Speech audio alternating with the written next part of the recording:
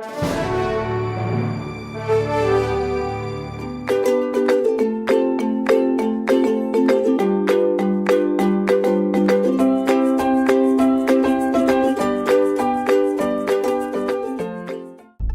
Universidad Politécnica del Valle de México recibió la visita de una comisión de la embajada de la India. La comunidad docente y estudiantil pudo presenciar la conferencia Uso y Desarrollo de la Tecnología de la Información y Comunicación en un Mundo Global. Dicha charla fue presentada por Ronnie Edwin, que es el tercer secretario comercial, y por Ashwani Kumar, tercer secretario de Política en la Embajada de la India. Aquí un poco sobre lo que nos hablaron. It has been a long time since I've given a presentation. Last time I remember sitting like that. I mean, when I was in university, sitting in your side and listening to lectures. But now I'm happy to giving a presentation to all of you young people. So our topic today is about use and development of information and communication technologies in a global world. When we talk about information communication technologies, that won't be a new thing for you, because it is something which is embedded in everything we do nowadays. Because without ICT, I don't think we can survive, or at least the present avatars of us all can survive prosperously in this world. So I just want you all to see this image, and it's a smartphone. As you all know, I suppose every one of you will have that, right? Yeah. So it is something which is very inevitable. Without a smartphone, I don't think I can communicate with my parents in India, through emo and all, and that also in real time. This has made a huge difference in the way we interact and the way businesses is happening, the way governments and corporates are interacting with each other. It has interaction levels from the micro to the macro. So and this small thing called the mobile phone has made a lot of difference in the in many dimensions in the way we interact. So you can just check. You can just see all the applications which we normally use for the mobile phone. I think you'll be familiar with most of these, right? Yeah. So can you just imagine a life without all these applications right now? Imagine what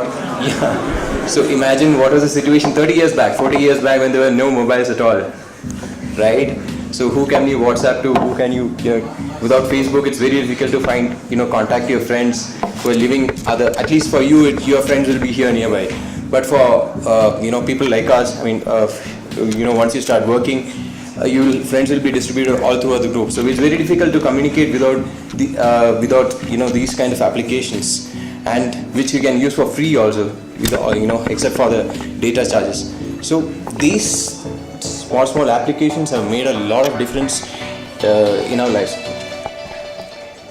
So this is just a definition of information and communication technology, which will not be which I think you all will definitely know. It's basically a network of all the electronic equipments in which we are able to communicate, which involves the satellite systems, mobile phones, the computer network, computer systems, and it's just not the network, it also involves the applications involved which we do through these networks.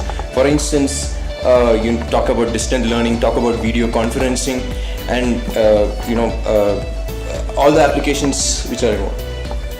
So this is basically the ICT network we are talking about. So I have taken all these the slides and all I have taken from open source. So it is not it is not something which is very I created myself. It is, all these things are very commonsensical things, which I think is because ICT is very common nowadays. So these are the topics which we will be going through today.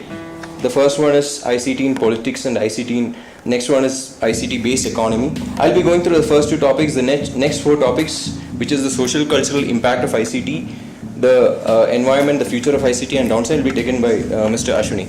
Please. So first, talk about the influence of ICT in politics.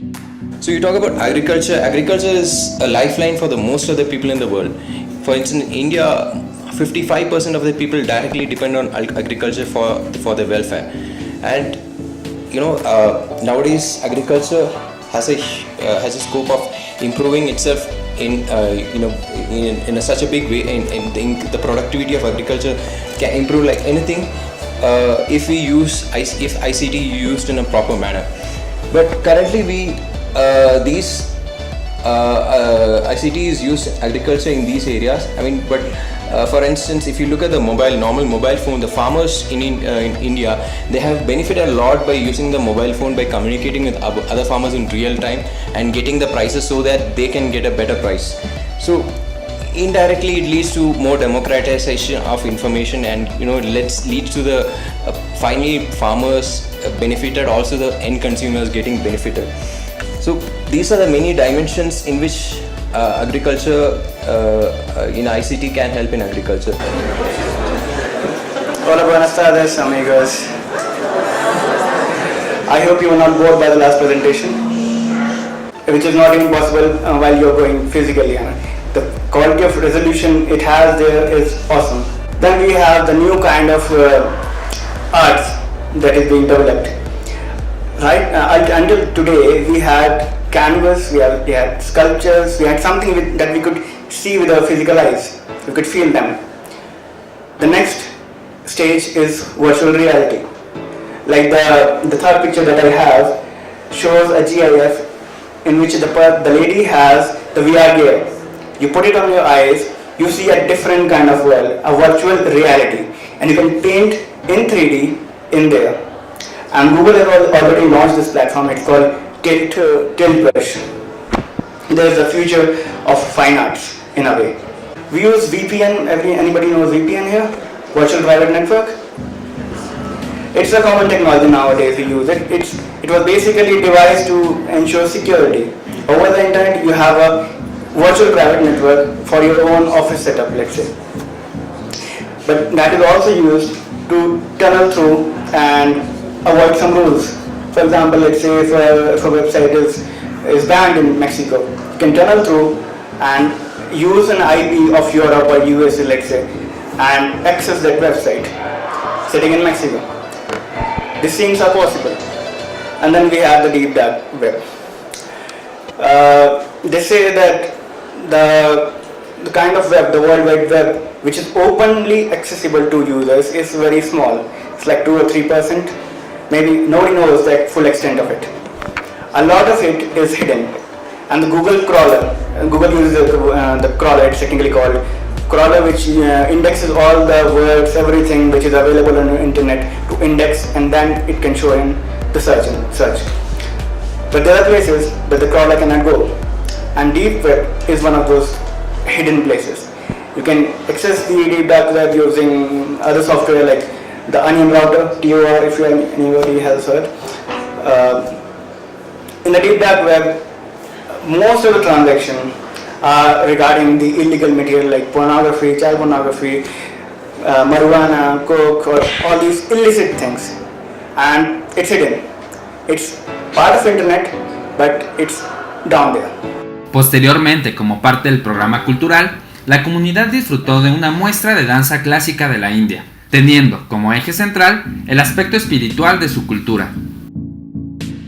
Cada número presentado tuvo como precedente una amplia explicación que permitió una mejor comprensión del baile. La presentación cultural estuvo encabezada por Varshka Tamaskar, tercer secretaria de Prensa, Información y Cultura, y por Menal Sakal, del Centro Cultural de la India Gurudev Tagore.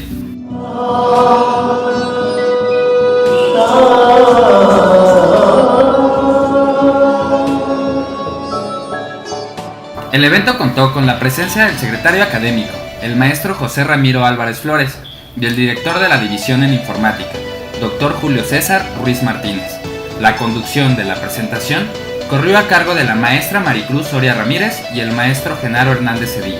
Reportó para la Universidad Politécnica del Valle de México, Comunidad Hipermedia.